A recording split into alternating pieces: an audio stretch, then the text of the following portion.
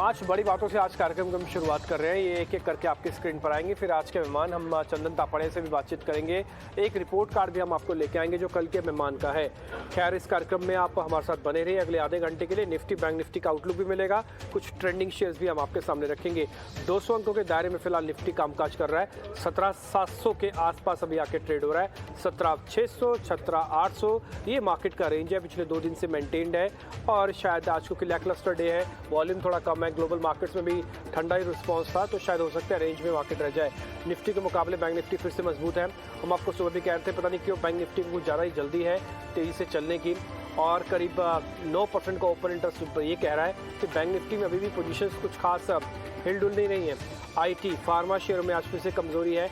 Metal shares काफ़ी चमकी है। इसके अंदर आपको बढ़त के तौर पर आपको जो दिखेगा वो दिखेगा आपको हिंडाल्को, एनएमडीसी। इसके अलावा आज मेटल कंपनीज में कुछ और शेयर्स भी आपको बढ़ते हुए दिख रहे हैं। चौथी इंपॉर्टेंट बात, नतीजों से पहले डिविस लैब में आज 3% फिसल गया है, लेकिन ओएनजीसी में तेजी है। कच्चे तेल की बढ़ती वजह भी ओएनजीसी को थोड़ा प्रोपेल कर रही है। आज रिलायंस, ओएनजीसी, वेदांता तीनों जो क्रूड की वजह से हिलते डुलते हैं ऊपर आते हैं, वो आज आपको वापस एक्टिव दिखेंगे। इंडिया विक्स में आज 3.5% तक की तेजी एक देखने को मिल रही है। 18 के आसपास अभी आके ट्रेड करता हुआ दिख रहा है। ये 5 बड़ी बातें आपकी स्क्रीन पर आ गई हैं और हम आज के कार्यक्रम की कर रहे हैं शुरुआत 5 बड़ी बातों के साथ। अपने पूरा मार्केट का माहौल तो समझ लिया, अब हम आगे पहले रिपोर्ट कार्ड लेके आते हैं कल के मेहमान का, और फिर इसके बाद आज चंदन तापड़े से बातचीत करेंगे। पहले इंडेक्स पे बातचीत होगी।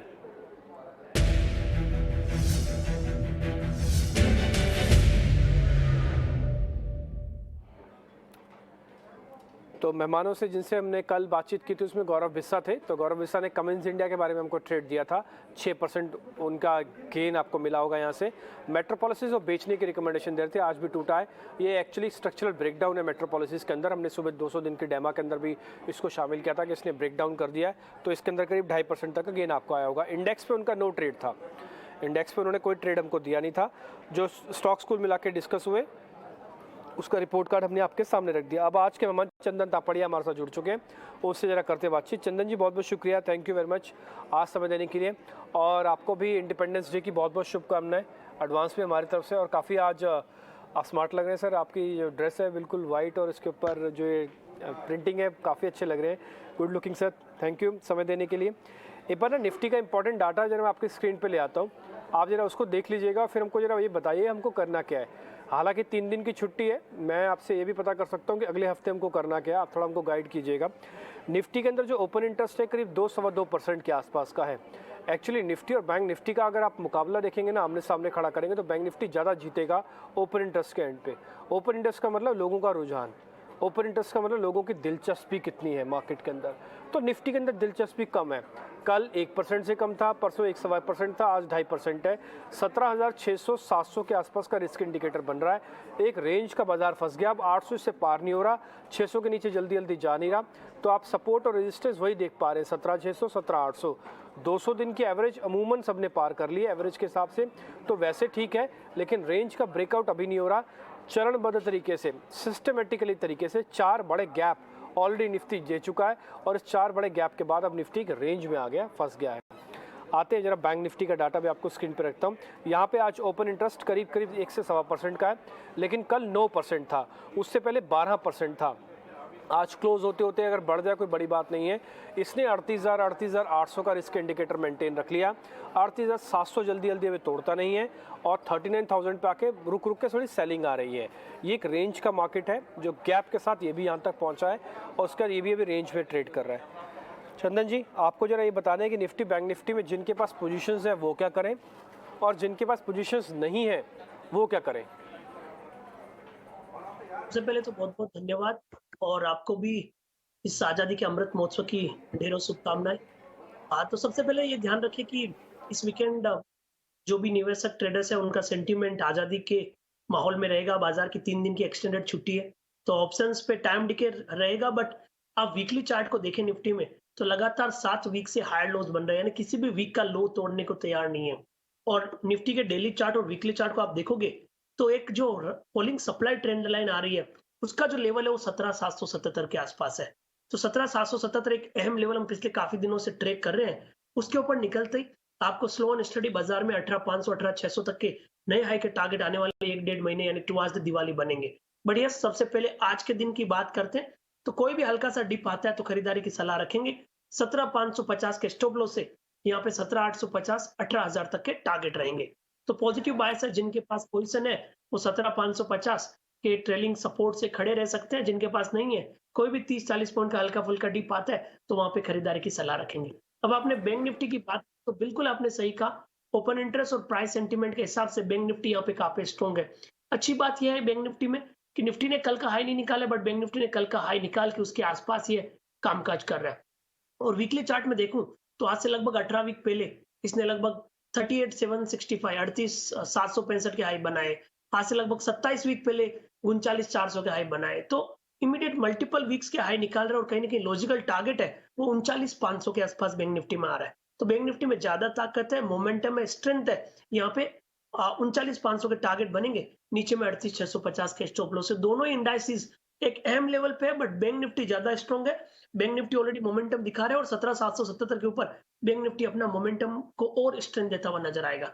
तो दोनों इंडाइसिस को मौजूदा लेवल से निफ्टी में 200-250 पॉइंट, बैंक निफ्टी में 400-500 पॉइंट की बढ़त बनने की गुंजाइश यहाँ पे लग रही है।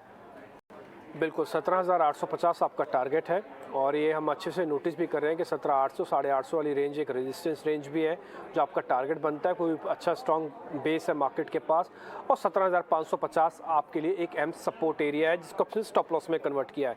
निफ्टी बैंक के भी लेवल्स आप नोट कर लीजिएगा, 39,500 तक आ सकते हैं, यानी कि यहाँ से 500 पॉइंट और चलने की कैपेसिटी रखता है। अभी फ्यूचर्स ऑलरेडी 39,000 के ऊपर है और इसके अलावा आपका जो स्टॉप लॉस है वो 38,600 का आसपास बनता है, यानी कि यहाँ से करीब करीब आपको ज़्यादा गिरावट नहीं है, थोड़ा होगा तो 300-400 पॉइंट की गिरावट आपको मिल सकती है।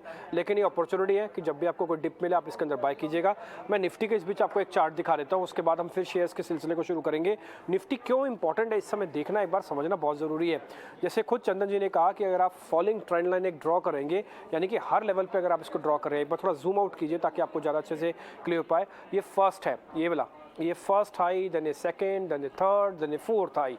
हालांकि ये हायर हाइज नहीं है मार्केट के अंदर, लेकिन पुल बैक बहुत ही स्ट्रॉन्ग है। मेरी जो डबल लाइन हमने बीच में आपके लिए ड्रॉ की हुई है, ये एक्चुअली इसके लिए 17,500 वाला रेंज है जिसपे बार बार आके फिसलता था। आपने देखी होगी, बार बार आके फिसलता, फिर अटेम्प्ट लेता, फिर फिसल जाता, फिर अटेम्प्ट लेता, फिर फिसल जाता। फाइनली इसको पार करके फिर से ऊपर आके चलने लग गया ये और अपने एक फॉलिंग ट्रेंड लाइन बेस को ब्रेक कर रहा है। अगर मैं इसको पूरा कंप्लीट कर देता तो एक चैनल ब्रेकआउट होगा जो कि 17,800 850 के बाद होगा और फिर बड़े लेवल्स भी आपको मिलेंगे। फिलहाल इस रेंज का मार्केट के अंदर जो रेंज का टारगेट आपको चंदन जी दे रहे हैं वो 17,850 का है। बाद में बड़े लेवल्स मिलेंगे। एक बार फाइनली इसको हम क्लोजिंग बेसिस पे क्लोज कर दें एक बार, क्योंकि टेस्ट तो कर रहे हैं, क्लोज नहीं कर रहे हैं। टेस्टिंग और क्लोजिंग में बहुत बड़ा फ़र्क नहीं है, लेकिन फिर भी देखा जाए तो लेवल्स की अपनी इंपॉर्टेंस है।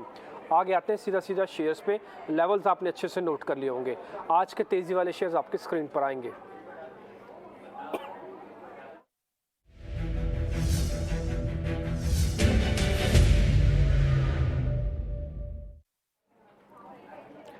आज के दो शेयर हमने लिए हैं, दोनों के दोनों गैस से जुड़े हुए हैं। एक तो गैस को निकालती है ज़मीन से जिसको ONGC कह रहे हैं, और एक गैस को डिस्ट्रीब्यूट करती है, आपके घर तक लेके आती है, जिसको हम MGL कहते हैं, महानगर गैस। ये मुंबई सेंट्रिक ज़्यादा है, महाराष्ट्र की बड़ी कंपनी है गैस के। दिल्ली में IGL है, इंद्रप्रस्था गैस लिमिटेड, लेकिन दोनों शेयर्स चल रहे हैं।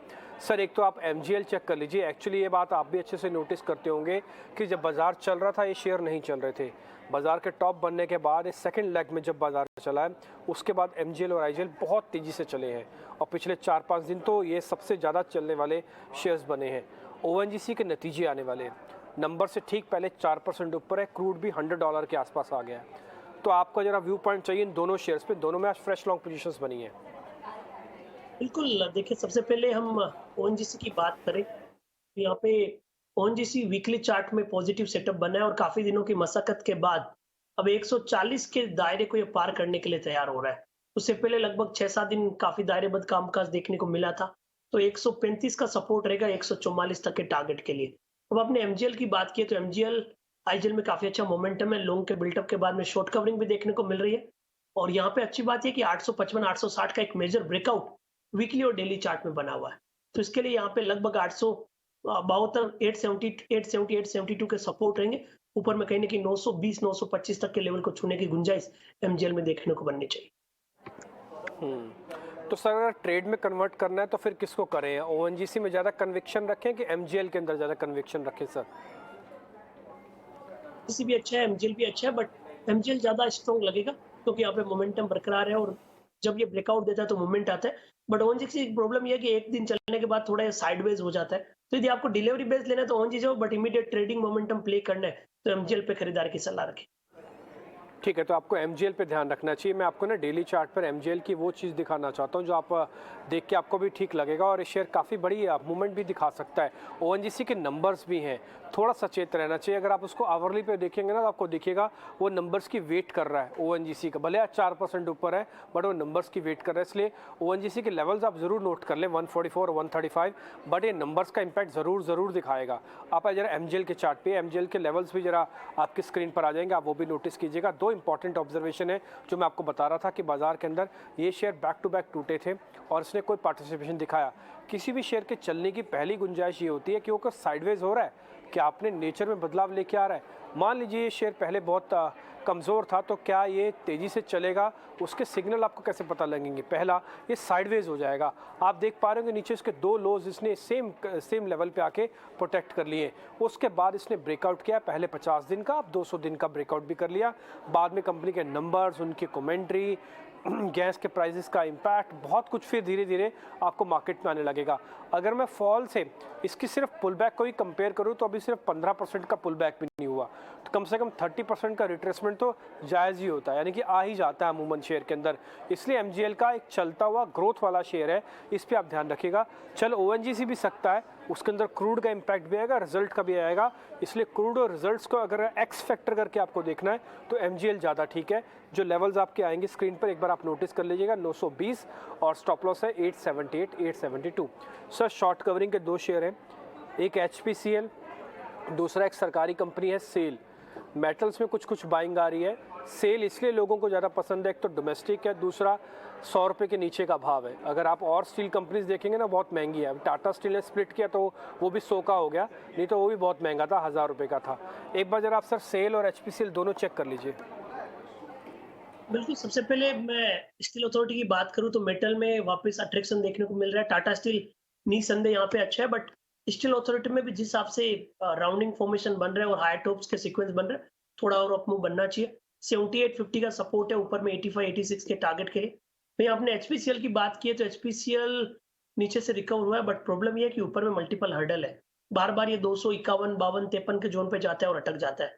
तो रेंज बाउंड बायस है, आपको रेंज प्ले करना है तो जरूर प्ले कर सकते हैं, बट स्टील अथॉरिटी में थोड़ा सा अपटिक देखने को मिल रहा है। याद रखिए दोनों ही काउंटर थोड़े से एक वोलेटाइल नेचर के या फिर चल के रेंज में अटकने वाले काउंटर जैसे बनते हैं। तो एचपीसीएल एक हर्डल के आसपास है, वहां तक आप मूव ले सकते हैं, जबकि स्टील अथॉरिटी में आपको अभी भी 84-85 तक के स्विंग बन जाने चाहिए।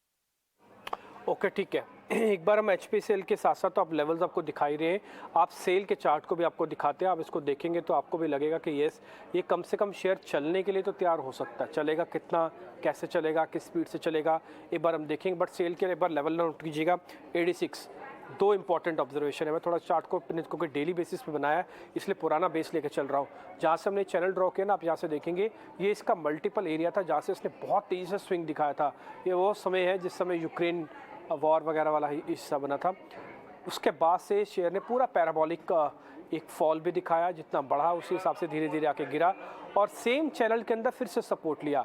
आप मेरा ये वाला लेवल और ये वाला लेवल देखेंगे, आपको एक ही रेंज के दोनों लेवल्स दिखेंगे, एक ही रेंज पे आके मल्टीपल सपोर्ट हो गया और ये लंबा डेली चार्ट पे का सपोर्ट है तो पक्का रहता है।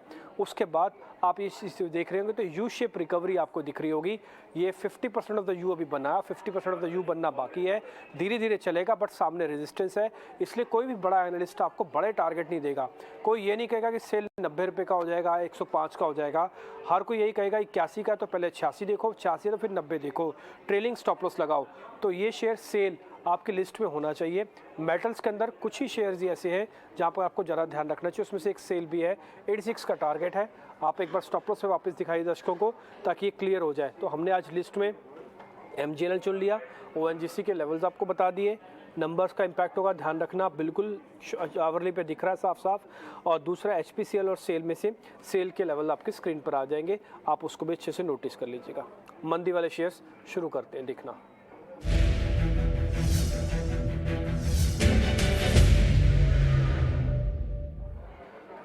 सर एक अपोलो हॉस्पिटल्स है, कल भी टूट गया था, आज भी टूट रहा है। एक्चुअली थोड़ा शेयर थक सा गया है ऐसा लग रहा है, क्योंकि इस शेयर में अगर अच्छी न्यूज़ आ भी रही है तो ना वो चल नहीं रहा है ये शेयर और रुक जा रहा है। एक तो आप अपोलो हॉस्पिटल्स को चेक करना सर, और दूसरा इंडिया सीमेंट। ये शेयर वैसे भी थोड़ा वीक ही माना जाता है, बट हाँ सीमेंट के और पीयर्स के मुकाबले अगर देखेंगे तो इंडिया सीमेंट में जो स्पार्क आना चाहिए वो थोड़ा एब्सेंट है। एक बार इन दोनों शेयर्स को देख लो आप सर। बिल्कुल, सबसे पहले अपोलो हॉस्पिटल की हम बात करें तो यहाँ पे आज शॉर्ट्स के बिल्टअप बने हैं, ऊपर के लेवल से काउंटर में थोड़ी सी मुनाफा वसूली देखने को मिली है। और उससे कंसर्न ये है कि वीकली चार्ट यहाँ पे थोड़े से पॉजिटिव मोमेंटम का पोज बता रहे हैं, और कंसर्न ये है कि एक मेजर जो हर्डल था और रिट्रेसमेंट जोन उसको पार नहीं कर पाया, तो इसलिए यहाँ पे थोड़ी गिरावट रहेगी। नीचे में मेरे हिसाब से 4100 तक के लेवल बनेंगे, तो आपको 4380 के रेजिस्टेंस से 4100 तक के यहाँ पे डाउन साइड बन सकते हैं। आई थिंक दूसरा काउंटर आपने गेल की बात की, राइट? अपोलो हॉस्पिटल की बात, उससे इंडिया सीमेंट की, चंदन इंडिया बिल्कुल हाँ, सीमेंट है दूसरा शेयर। इंडिया सीमेंट, बिल्कुल आपने इंडिया सीमेंट की बात की, तो यहाँ पे जरूर कंसोलिडेशन है, वीकनेस नहीं है। इनफैक्ट इंडिया सीमेंट 185 183 के आसपास आता है तो बाय ऑन डिक्लाइन की रणनीति रखेंगे ऊपर में आपके 200 के टारगेट के लिए। तो अपोलो हॉस्पिटल तो मैं अवॉइड करूंगा, या शॉर्ट की पोजीशन बना सकते हैं, जबकि इंडिया सीमेंट थोड़ा और डिप आता है तब खरीदारी के मौके यहाँ पर ढूंढे। इंडिया सीमेंट में एक बार आपको ज़रूर जहाँ पे दिखाना चाहूँगा, अगर कोई इस चार्ट को देखता है, समझता, हमारी कुछ पुरानी ड्राइंग्स भी है जो हमने डिलीट ही नहीं की, वो हमारे काम आ जाएंगे। आपको मैं ज़रा दिखा देता हूँ, 2-3 इंपॉर्टेंट ऑब्जर्वेशन है इंडिया सीमेंट के। इसको बेचना नहीं चाहिए, आपको भले 7% का ओपन इंटरेस्ट दिख रहा है, 1 से 1.5% का भी फॉल भी दिखा, परसेंटेज में फॉल ज़्यादा नहीं, पर इसको बेचना नहीं चाहिए।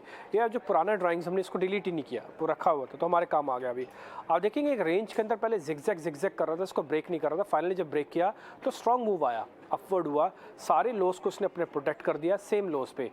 जब ये फॉल हुआ इसने अपनी ब्रेकडाउन के एवरेज का उसी जगह पर आके सपोर्ट लिया है जिस जगह पर ऑलरेडी पहले यहाँ से इसने मूव किया था। यानी कि अगर आप मेरे दोनों तरफ के लेवल्स देख रहे हैं तो इन दोनों तरफ का लेवल का बेस एक जैसा है।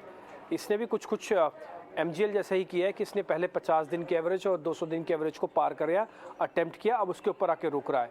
U shape recovery, 50% of the you completed, 50% pending है, तो उम्मीद तो है कि शेयर चल जाएगा। बट क्योंकि इनका बीटा स्लो रहता है, ये इतनी तेज़ी से चलते नहीं है, जैसे सेल मैंने अभी आपको नोटिस करवाया, तो ये रुक के चलने वाले कमोडिटीज़ के प्ले हैं। तो इंडिया सीमेंट के अंदर थोड़ा सा आपको शॉर्ट तो नहीं करना चाहिए, लॉन्ग करते समय आप ध्यान रखिएगा कि बड़े टारगेट एक दिन में नहीं मिलेंगे, धीरे धीरे करके शेयर चलेगा। आपने इसको कब एक दिन 8% या 10% चलता हुआ देखा होगा, मेरे को तो याद भी नहीं है कि कब हमने इसको ऐसा देखा। हाँ, दूसरे कई मिड कैप सीमेंट कंपनीज हमने देखी, बट इंडिया सीमेंट को नहीं देखा। तो शॉर्ट करना थोड़ा अवॉइड करें। 7% का ओपन इंटरेस्ट एडिशन ये तो बता रहा है कि शॉर्टिंग गंभीर है, बट थोड़ा मेरे को लग रहा है कि अपॉर्चुनिटी मिस भी हो सकती है अगर ये 50 दिन के एवरेज पे आके फिर से सपोर्ट ले गया। तो आगे बढ़ते हैं। तो सर शॉर्टिंग में दोनों ही गिरा दिए ना आपने, फिर तो अपोलो हॉस्पिटल भी आप मना कर रहे हैं और इंडिया सीमेंट भी आप मना कर रहे हैं, या अपोलो हॉस्पिटल में एक ले सकते हैं एक ट्रेड 4100 तक के टारगेट का सर? तो अपोलो हॉस्पिटल में मंदी बना सकते हैं, जबकि इंडिया सीमेंट कोई डिप आता है तो खरीदारी की सलाह देंगे। ठीक है, तो ठीक है, अपोलो हॉस्पिटल फिर हम आपके स्क्रीन पे लेवल्स लेके आते हैं। इंडिया सीमेंट हमने छोड़ दिया है, हालांकि हमने इसको शॉर्ट के हिसाब से ढूंढा था, लेकिन चंदन जी ने मना कर दिया कि शॉर्ट ना करें, हमने अप्रूव भी कर दिया आपके सामने कि शॉर्ट करने को थोड़ा सा अवॉइड करना चाहिए इसके अंदर। आगे बढ़ते हैं, जरा अनवाइंडिंग के ट्रेड भी आपके सामने लेके आते हैं। उसमें एक वर्लपूल आपको दिखेगा और एक रेमको सीमेंट है। सर कोई ट्रेड बनता है तो बताइए। दोनों शेयर थोड़ा थक से गए, प्रीमियम भी टूट रहा है और ओपन इंटरेस्ट भी टूट रहा है। सबसे पहले आप वर्लपूल की बात करें तो ये काउंटर रेंज में है, कुछ ज़्यादा समझ में नहीं आ रहा है, यहाँ पे 2 दिन से थका हुआ है, उल्टा थोड़ा सा यहाँ पे डिक्लाइन बन सकते हैं।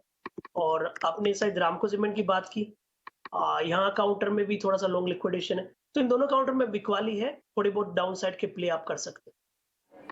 ओके ठीक है सर, छोड़ ही देते हैं फिर। अगर ज़्यादा कोई इसमें दम नहीं दिख रहा है दोनों शेयर्स के अंदर तो लीव इट। वैसे भी चलते हुए मार्केट के अंदर आपको अनवाइंडिंग के शेयर्स टिपिकली मिलते भी नहीं है। अच्छा, गलती से आपको अगर मिल भी जाए ना अनवाइंडिंग के शेयर्स, या तो बहुत ज़्यादा चले होंगे जहाँ पे प्रॉफिट बुकिंग हो रही होगी, या तो टिपिकली उस जगह पे आके अनवाइंड कर रहे होंगे पोजीशंस को जहाँ पे नियर बाय बेस है। जैसे वर्लपूल का नियर बाय बेस है, वहाँ पे अनवाइंडिंग थोड़ी थोड़ी हो रही है, तो इसलिए छोड़ देते हैं अनवाइंडिंग के दोनों कैटेगरी के शेयर्स को।